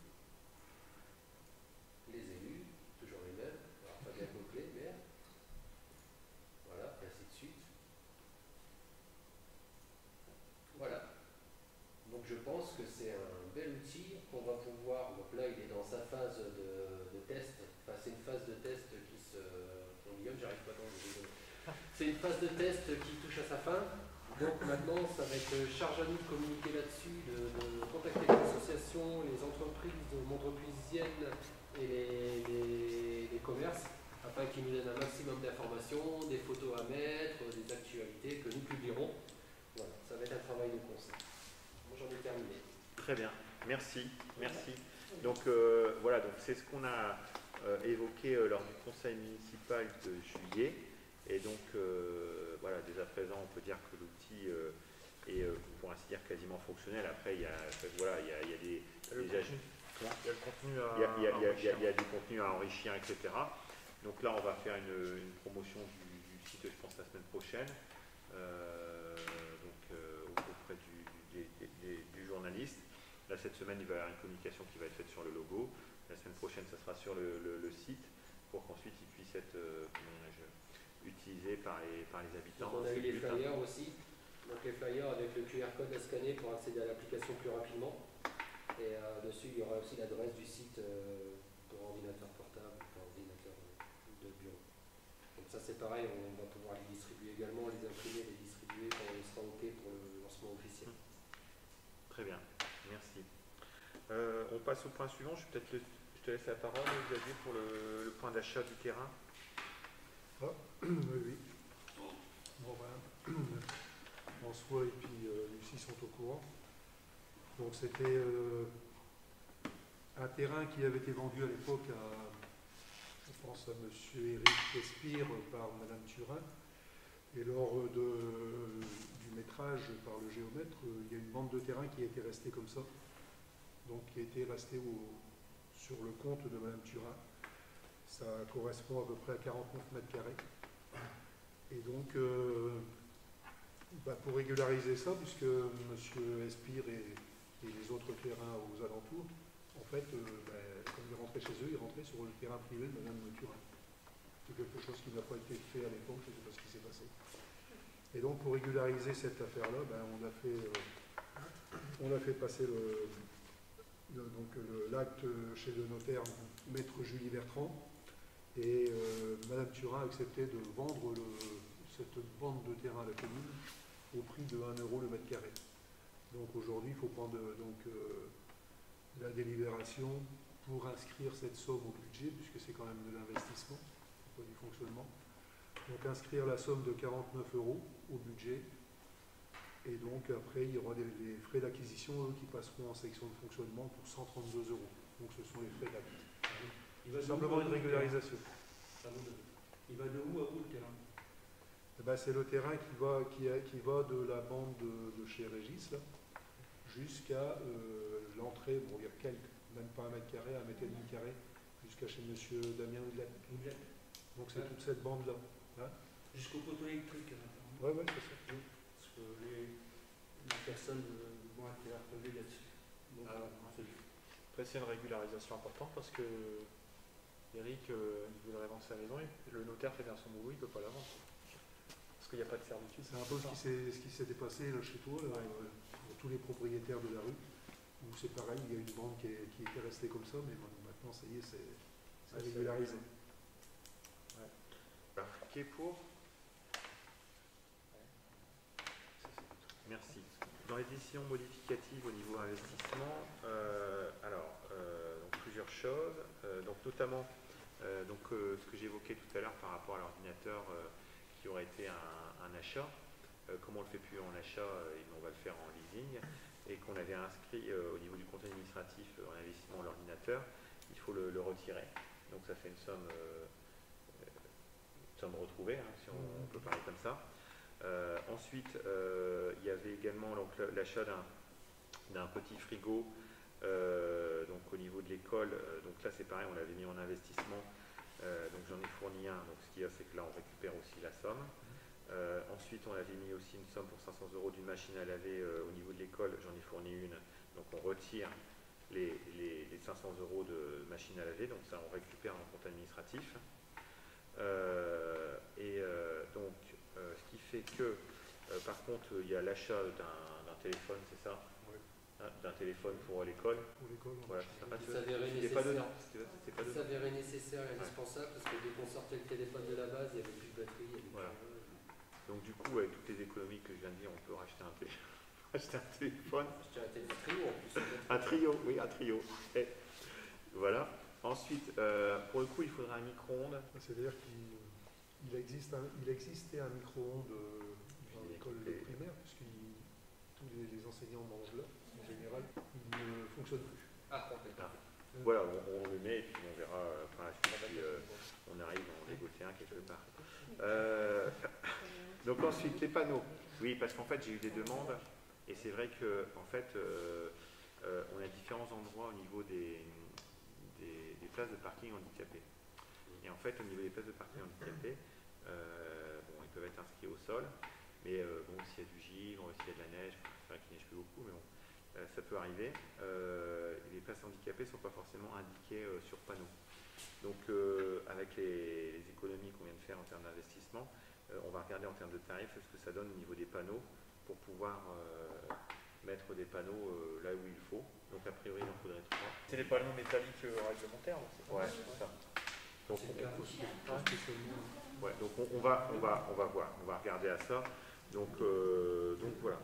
Ensuite, donc ce point d'investissement, c'était bon hein, pour les petites modifications par rapport au compte administratif. Ensuite, oui, donc en fait, lors d'un conseil municipal, c'était en janvier. Oui. Voilà.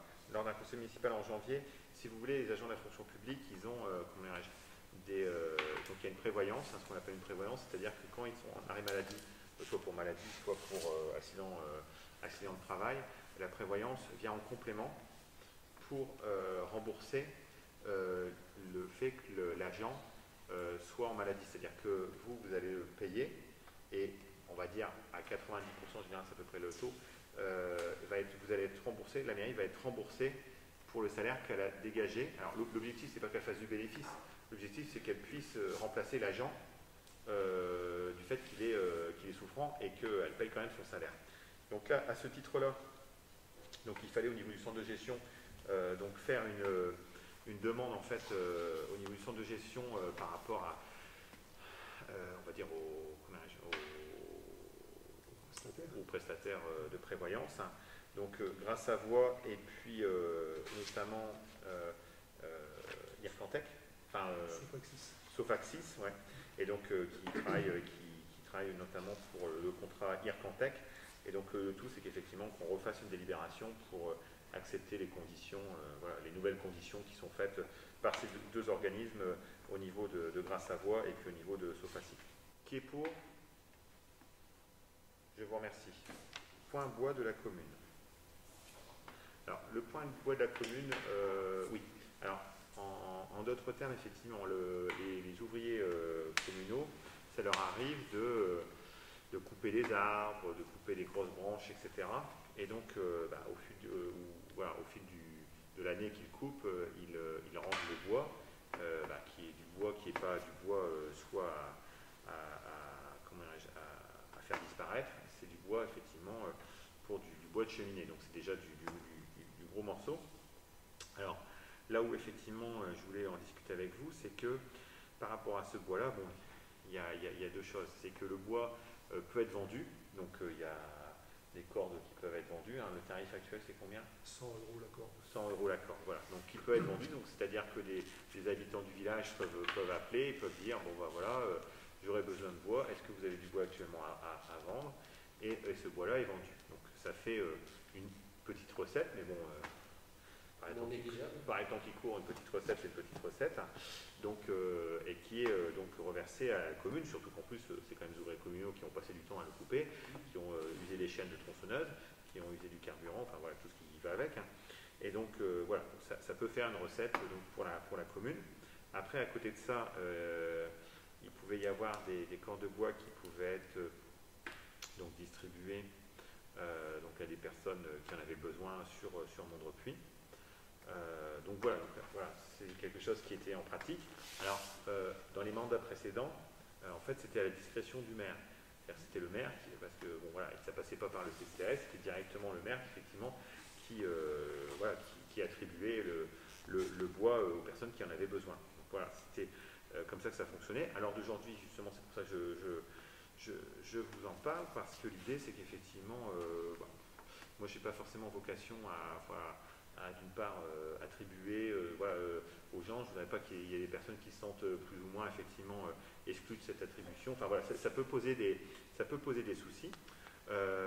Après, à côté de ça, est-ce qu'il ne faudrait pas, alors c'est une question, est-ce qu'il ne faudrait pas effectivement faire quelque chose un peu plus officiel, c'est-à-dire que s'il y a du bois qui doit être redistribué à des personnes qui en ont besoin et que ce bois-là il passe par le CCAS, et que ce soit le CCAS qui, lui, attribue, et c'est le CCAS qui est souverain, et c'est pas le fait du maire ou d'une personne qui dit le bois c'est pour toi, ou voilà.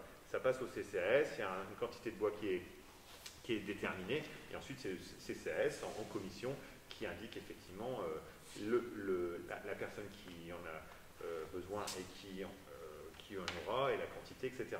Pour aussi peut-être multiplier le nombre de personnes, peut-être malheureusement, qui en ont besoin. Et après, il peut y avoir d'autres questions qui peuvent se poser, parce que, en fait, la commune n'a pas forcément cette vocation-là en tant que telle. Je m'explique, c'est qu'on a des organismes, comme le conseil départemental, qui, notamment par rapport à des aides de droit commun, apportent justement une aide sur la précarité énergétique des plus démunis.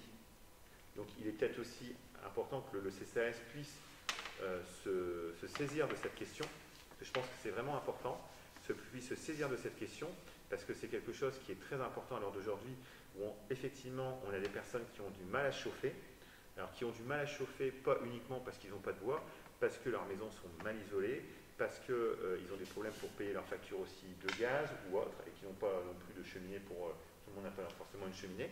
Et donc je pense que c'est un problème plus global qu'il faudrait soulever auprès du CCAS, hein, pour avoir cette réflexion-là et pour bien orienter les personnes qui en ont besoin sur des dispositifs de droit commun.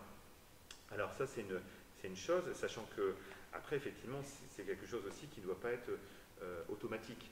C'est-à-dire que le fait est qu'on ne va pas donner du bois automatiquement, voilà. C'est-à-dire qu'à un moment donné, les personnes qui en ont besoin, il faut aussi qu'ils en fassent la demande. C'est-à-dire que voilà, il y a aussi dans l'aspect d'aide aux personnes, on n'est pas non plus sur un aspect automatique.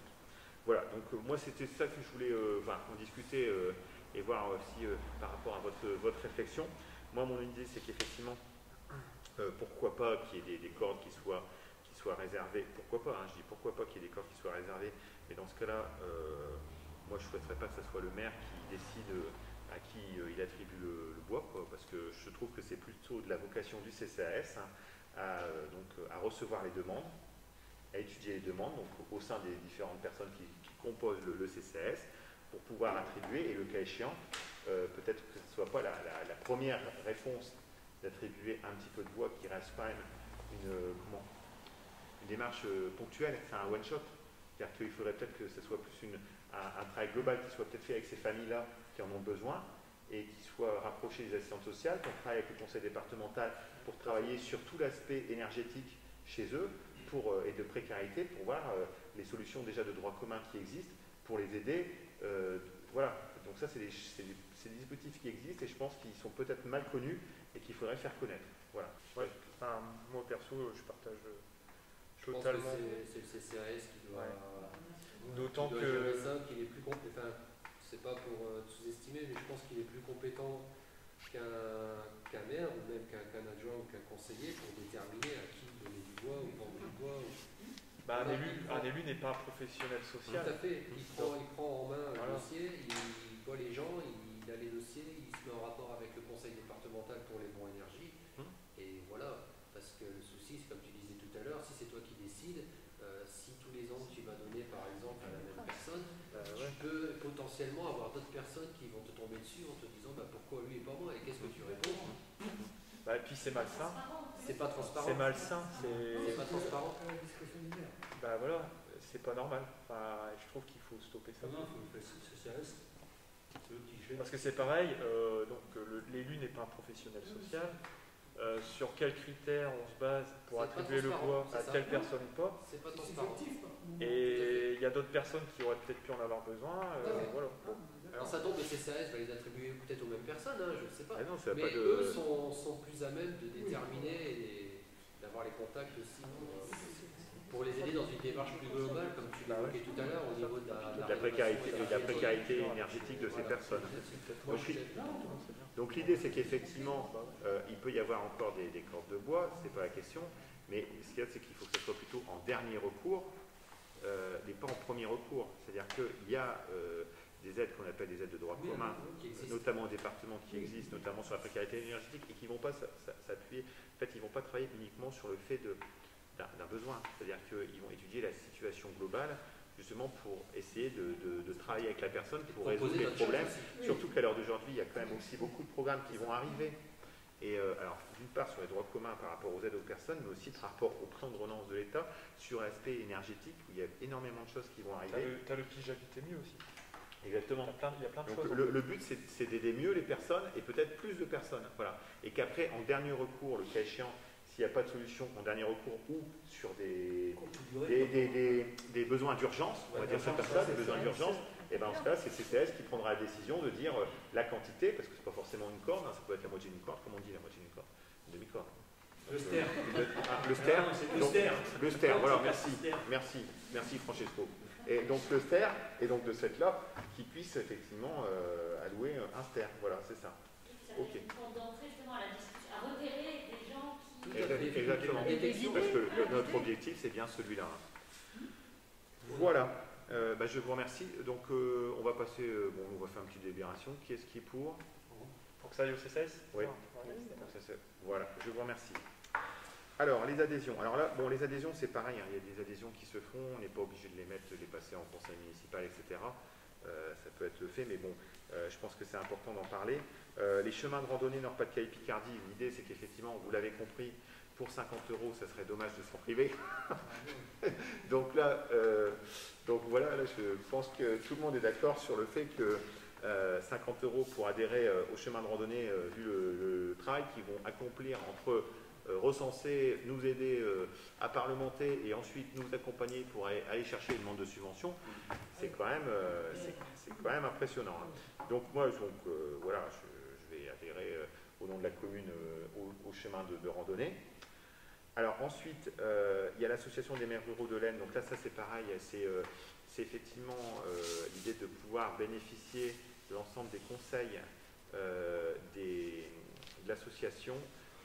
Donc c'est une association nationale et ensuite qui est répartie au niveau des différents départements et qui apporte justement une association en termes juridiques auprès des communes, justement pour pouvoir aimer, parce qu'il y a différentes associations. Il y a l'association des maires ruraux, mais il y a aussi l'association l'AMF qui est plus sur des grandes villes comme Hirson, etc.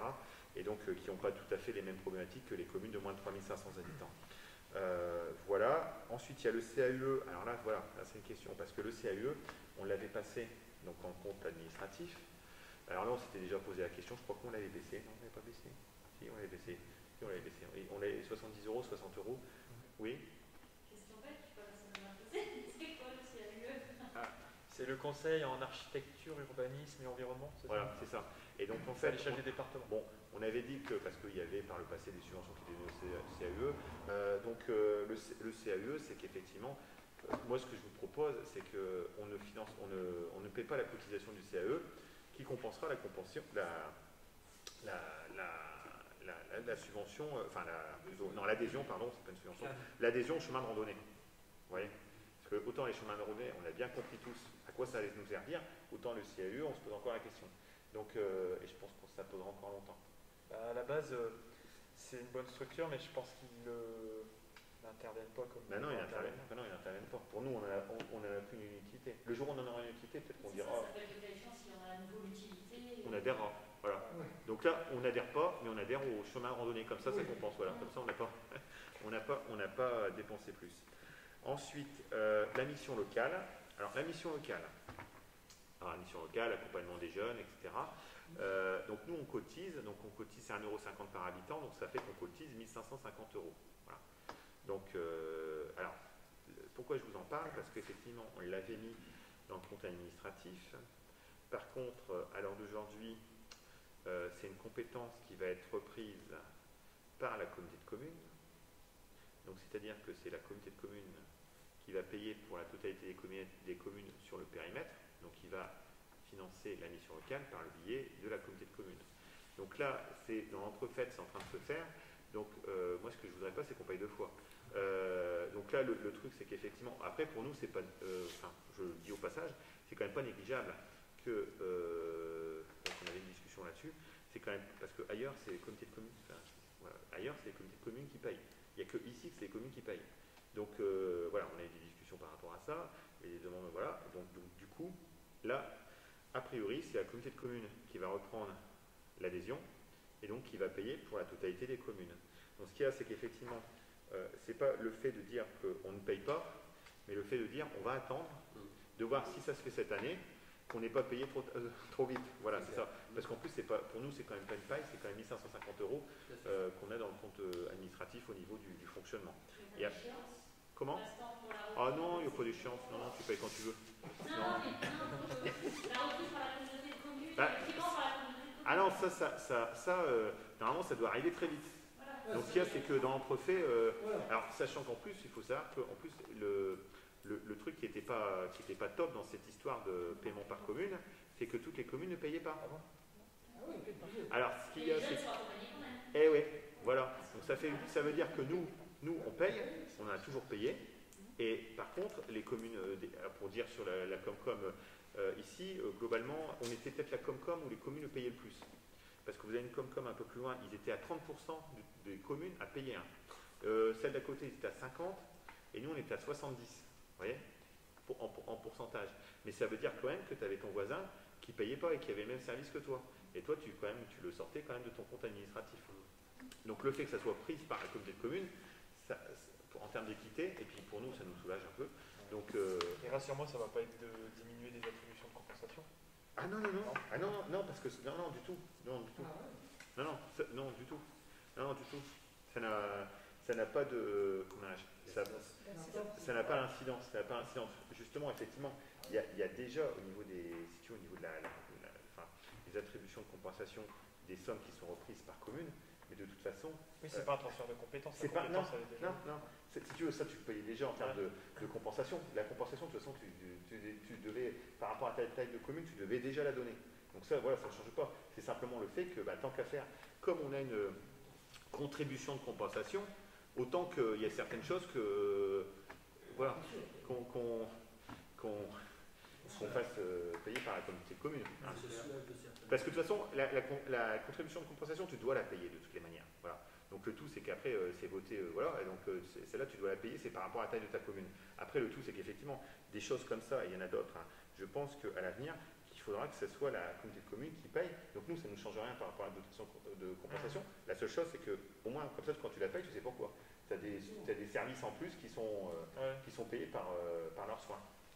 Voilà, donc là, c'est simplement pour mettre le stand-by et dire qu'on ne paye pas tout de suite, on attend. Et si d'aventure, voilà, ça sera payé l'année prochaine par la Comcom. Voilà, on a fait le tour du conseil municipal qui était très riche. Donc, je vous remercie tous de votre attention.